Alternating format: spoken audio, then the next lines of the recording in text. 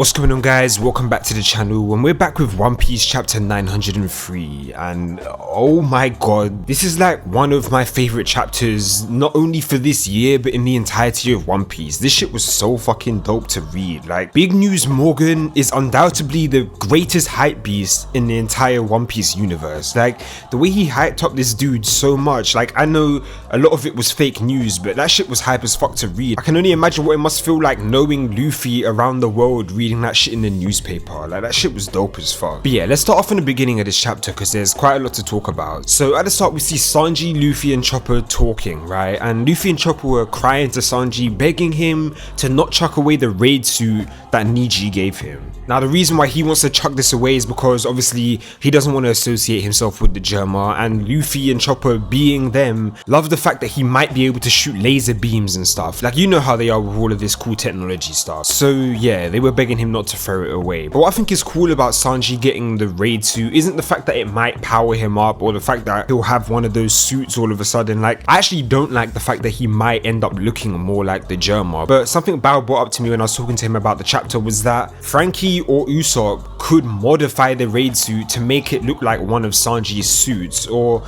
just to make it look more natural for Sanji's character. And I think that's a really dope idea, because I don't actually have a problem with him using the raid suit, although some might think it's trash that he needs the Vinsmoke's power. But yeah, I think it's a pretty dope idea, especially if it allows him to enhance his current abilities as well as give him a separate moveset. That would be dope. So yeah, that's how I feel about the Sanji stuff. But then we got Nami, who still has Zeus. She actually keeps Zeus in her climate act, and I'm a bit iffy with this one because I like the fact that Nami has her own power up and that she got another power up, but I still feel the same way as I do before when she first captured Zeus and when she first used Zeus against Big Mom. Like, I don't really feel like it's right for her power up to come from a Yonko, not because I don't want her to get that powerful, but because I feel like Big Mom should be so powerful and so in control of her own abilities that you shouldn't just be able to steal it from her, especially now that she's back at her full potential, she's back in her right mind, she's sane again. She should have complete and utter control over Zeus once again, but she doesn't, because Zeus loves being in Nami's climate act so much. So I'm kind of on the fence with this one. I don't know whether I like it or dislike it. But yeah, then we move on to the bounty posters. We see Sanji actually gets a bounty poster greater than Zoro's, which I don't see a problem with either. Like, a lot of people are mad at it, a lot of people thinking that Oda are trolling because of this, but I think it's right. Like, it's not that far ahead of Zoro. Like, you can still very much see these two as equals, even with Sanji's bounty being just that slight bit higher, which I think is where it should be, to be honest with you. Now, Luffy's bounty, on the other hand, is insane. He's got a 1.5 billion belly bounty, which is actually the highest bounty that we've seen in the series, or that's been revealed to us in the series to date, which is fucking insane. Like, I knew he'd get a bounty increase after this arc, even though he not long ago got a bounty increase, but I in no way expected it to be this high. Like, I didn't think it should be this high, but after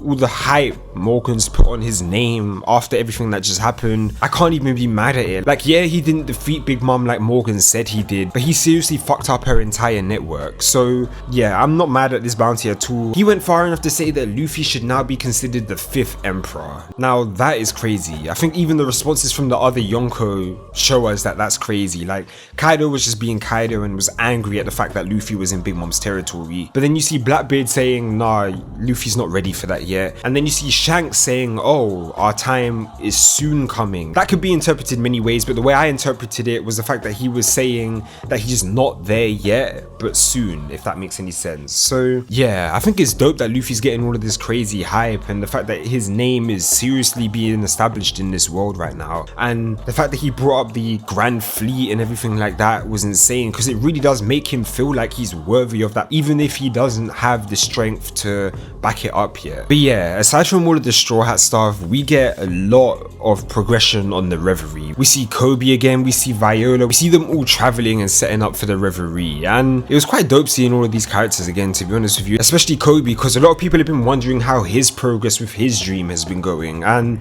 although he's only a captain, like he's nowhere near as far ahead as I thought he would have been by now, it's still dope to see him again. And I'm pretty sure that he's gonna get some insane growth pretty soon. Like he's just gonna boost ahead and like jump through the ranks really quick. So I'm not mad at the fact that he's just a captain. But yeah, man, this chapter just got me so hyped for the Reverie, seeing all of these people coming together, seeing Akainu again, and like just thinking about how this conversation is gonna go down between Cobra and the rest of the world government, because he's about to ask some really serious questions. And I just want to go back and point out some of the details that a few people might have missed while reading the chapter, because I know I did on the first time round.